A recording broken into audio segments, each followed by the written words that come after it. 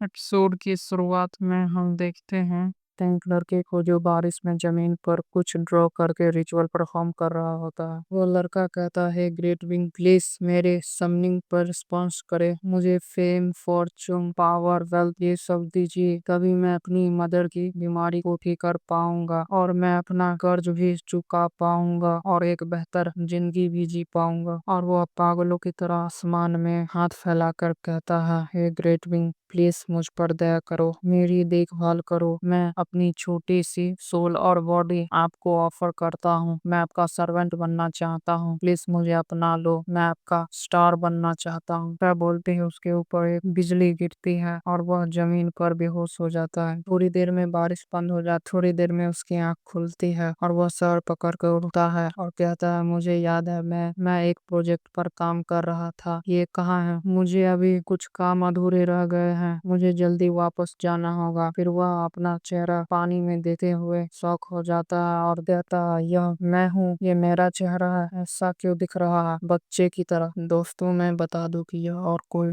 दूसरा आदमी है जो इस लड़के की बॉडी में आ गया है और वह लड़का जिसके ऊपर बिजली गिरी थी वह कब का मर चुका है। चलो कहानी में आगे बढ़ते हैं। वह लगता सामने से एक बड़े पेड़ को देखकर चौंक जाता है और कहता है, मैं कहाँ हूँ। जब भी उसके कानों में एक आवाज आती है, कोई कहता है, बधाई हो यंग मैन। वह लड़का पीछे पलट के देखता है, उसके सामने एक रेड कलर की बुक हवा में फ्लोट कर रहा होता है। बुक बोलता है, तुमने मुझे सक्सेसफुली समन कर लिया, मैं तुम्हें रिवॉर्ड के रूप में 3 विश पूरी करूंगा, कोई भी विश हो। वो लड़का चौंकते हुए कहता है, क्या एक बोलने वाली बुक? अर्थ पर तो ऐसा कोई क्रिएचर नहीं होता, क्या यह हो सकता है कि सचमुच में मैं ट्रांसमाइग्रेट हो गया हूँ? और वह बुक के चारों ओर देखकर कहता है, तो फिर ये मेरा गोल्डन फिगर होगा। तो क्या एक प्रोटैगनिस्ट के रूप में सिर्फ 3 विश, ये बहुत कम नहीं है? कहता है, मैंने देखा है लोगों को चीट यूज करते हुए और मुझे यह गोल्डन फिगर मिला। और वह चमकती हुई आंखों से कहता है, क्या फर्स्ट विश है कि तुम मुझे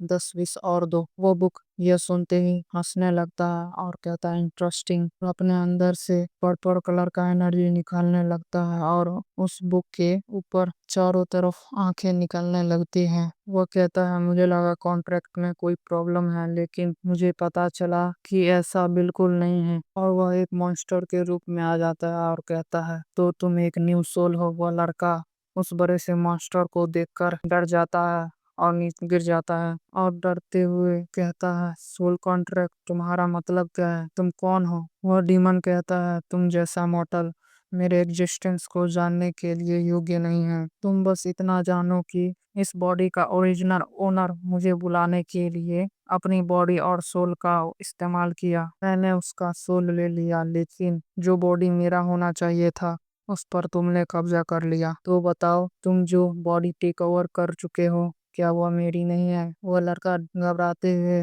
मन में सोचता है, तो इस तरह से मैं ट्रांसमाइग्रेट हुआ, कोई गोल्डन फिगर नहीं है ये, बस यह by one get one sacrifice scam है, मुझे यहाँ से जल्दी भागना होगा। जैसे ही वह लड़का भागने लगता है, डीमन एक चुटकी बजाता है और कहता है, तो मैंने बताना भूल गया, अगर एक बार कॉन्ट्रैक्ट साइन होने के बाद तोड़ने का थोड़ा सा भी विचार उसके मन में आता है, तो कॉन्ट्रैक्टर उसे पनिशमेंट के रूप में आसानी पीड़ा देता है। जब भी हम देखते हैं उस लड़के के पूरे बॉडी को फ्लेम कवर कर लेता है और उसकी बॉडी जलने लगती है, वह जोर जोर से चिल्लाने लगता है। वो डीमन वहां से जाते हुए कहता है, अंत में एक छोटा सा कमजोर सोल, यह कितना बोरिंग है।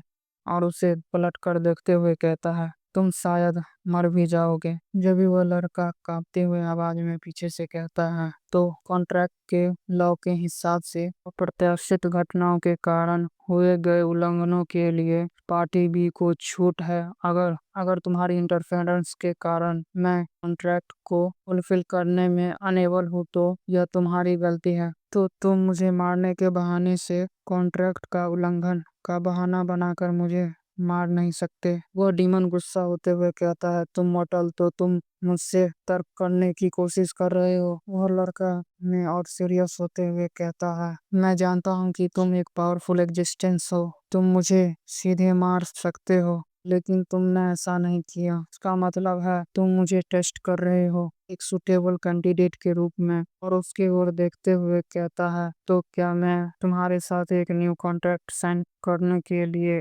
एलिजिबल हूँ? देखते हैं उस फ्लेम के कारण उस लड़की की आधी बॉडी जल गई होती है। वह डीमन जोर जोर से हंसने लगता है और कहता है, इंटरेस्टिंग, वेरी इंटरेस्टिंग। तुम पहले पर्सन हो जिसने मुझे नेगोशिएशन करने के लिए बोला होगा। मेरी क्यूरियोसिटी को तुमने जगा दिया बच्चे। और उसके सामने आग में लिपटी हुए कॉन्ट्रैक्ट पेपर अपीयर करता है और वह कहता है, मैंने डिसाइड कर लिया, अगर तुम मेरे एक विश पूरी करोगे तो मैं तुम्हें न्यू लाइफ दूंगा। मेरा विश है। और हंसते हुए कहता है, मुझे 999 विश और दो। ले भाई, ये लड़का चालाक बन के 10 विश मांग रहा था, और ये डीमन उससे भी बड़ा चालाक है। ये उसे 999 विश मांग रहा है। चलो वीडियो में आगे बढ़ते हैं। डीमन कहता है, तुम्हारे पास सोचने के लिए ज्यादा समय नहीं है। लगभग तुम 1 मिनट में बेहोश हो जाओगे और मर जाओगे। तो तुम्हारा जवाब क्या है? वह लड़का सोचता है, देखो ये कितना बेशर्मी की तरह मेरे विश चुरा रहा है। भाई, अब तुम बेशर्मी की तरह उससे 10 विश मांगो तो वह बेशर्मी की तरह 909 विश नहीं मांग सकता। चलो, वह डीमन से कहता है, मैं और क्या ही कर सकता हूँ, मैं तुम्हारे साथ चलने के लिए तैयार हूँ बॉस। ऐसा बोलते हुए उसके सामने कॉन्ट्रैक्ट पर लिखा आ जाता है, सोल कॉन्ट्रैक्ट। उस पर लिखा था, अगर कॉन्ट्रैक्टर अपनी सोल को प्लेस्ड करता है और कॉन्ट्रैक्ट इसने जारी किया उस 999 कंडीशन को फुलफिल करता है, और तो कॉन्ट्रैक्ट जारी करता से सुटेबल न्यू रिवॉर्ड दे सकता है। जो चैन। अब हमें पता चलता है एमसी का नाम जो चैन है, मैं इसे चैन बुलाऊंगा। सीन में हम देखते हैं एक अपार्टमेंट को जहाँ पे चैन आया होता है, और वह एक दरवाजे के सामने खड़ा होकर सोचता है, तो यह मेरा घर है। उम्मीद है कि कोई मुझे इस हालत में नहीं देखा होगा। और उस डीमन को गाली देते हुए कहता है, उसने मुझे बस ऐसे ही फेंक दिया। फ्लैशबैक में हम देखते हैं वो डीमन वहां से जाते हुए कहता है, मैं तुम्हें ढूंढने आऊंगा जब मुझे तुम्हारी जरूरत होगी। चैन कहता है तब तक मैं क्या करूंगा? कहता है, कुछ भी करो, ये तुम्हारे ऊपर है। प्रेजेंट में चैन सोचता है, मुझे एक वर्क हॉर्स की तरह इस्तेमाल नहीं किया जाना चाहिए। आगे कहता है, तो भी हो, अब वह मेरा बॉस है, अब कोई पॉइंट नहीं है उससे जीतने का। चलो एक कदम लेते हैं। वह की होल में की लगाकर दरवाजा खोलकर अंदर चला जाता है और घर को चारों तरफ देखता है और कहता है, ये किसी का घर नहीं।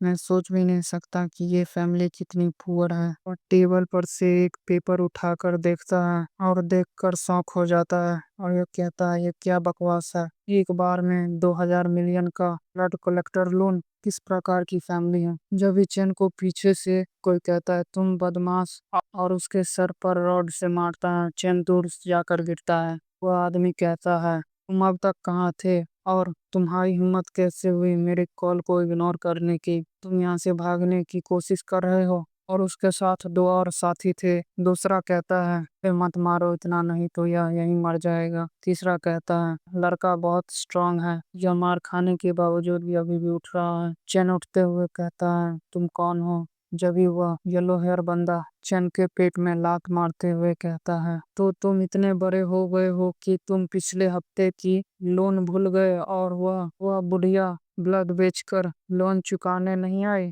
क्या वह मर तो नहीं गई? और चैन को लातों से मारे ही जा रहा होता है और कहता है, यह सोचना ही हीरोलियस है कि तुम्हारी मदर सचमुच में मूर्ख है। हमारे जैसे कचरे के लिए इतना दूर तक जा सकती है, यहाँ तक कि लोन चुकाने के लिए अपने जान को जोखिम में भी डाला। क्या उसे यह रियलाइज नहीं हुआ कि कचरा हमेशा कचरा होता है? जन्मजात कचरा टैलेंटलेस होता है। वह हमेशा पर बढ़ने का दिखावा सपना देखता है। तुम कर्ज में डूबे हुए और तुम मुश्किल से एक निचले स्तर के हारे हुए हो। तुम और वह बूढ़ी औरत, मैं तुम्हें अपने जूते चमकाने के लायक भी ना रखूं। चैन मार खा रहा हो, जब ही चैन के कानों में आवाज आता है। कोई कहता है, साओ चैन, क्या आप हारना बंद करना चाहते हैं? यह और कोई नहीं, चैन की मदर होती है। छोटे चैन को कहती है। चैन अपनी मदर को कहता है, मैं नहीं चाहता हूँ कि मॉम अब सफर करे। आगे कहता है, कल रात मुझे एक बुरा सपना आया। मैंने सपने में देखा कि मॉम सारा दिन हाथ सिलाई का काम करती जब तक वह थकावट से सो नहीं गई, और फिर कभी नहीं उठी। मैं नहीं चाहता कि मॉम के साथ ऐसा हो। क्या होगा अगर किसी दिन सचमुच में आप नहीं जागे तो? क्या हुआ अगर मैं ओरेकल नहीं बना सकता? कि मदर उसके सर पर हाथ रख कर कहती है, कोई बात नहीं, अगर आसमान भी गिर जाए तो भी आपकी मॉम उसे संभाल सकती है। तो इसीलिए आपको अपने आप पर थोड़ा सा और विश्वास करने की जरूरत है। जब यह सुनते ही प्रेजेंट में चैन की आंख व्हाइट कलर से चमकने लगती है। वह येलो हेयर वाला आदमी कहता है, और कचरे, तुम बात क्यों नहीं कर रहे हैं? तभी उसके मुंह पर एक पंच आकर लगता है। फिर आदमी को लगता है कि येलो हेयर ने फिर से चैन को मारा। वह कहता है, अरे तुम उसे फिर से मारे जा रहे हो, अब रुक भी जाओ नहीं तो वह मर जाएगा। जभी उन दोनों के बीच से येलो हेयर वाला आदमी उड़ते हुए दीवार में जाकर लगता है। हम देखते हैं चैन ने जो पंच मारा होता है उससे उसके आधे दांत टूट गए होते हैं। दूसरा आदमी शॉक होकर चैन को देखते हुए कहता है, क्या वही बच्चा नहीं होना चाहिए जिसे उड़कर उस दीवार में होना चाहिए? का कहता है, नहीं, यहाँ पर कुछ गलत है। का औरा देखो, इस बच्चे ने ब्रेक थ्रू कर लिया स्टार लेवल पे। हम देखते हैं चैन के बॉडी से व्हाइट और ब्लैक हॉरर निकल रहा होता है। चैन कहता है, तो एक लोअर लाइफ आदमी को ऊपर उठना है तो इसमें गलत क्या है? जब से बिना रुके बकर बकर बोले जा रहे हो, कितना परेशान करने वाले हो तुम, अब चुप हो जाओ।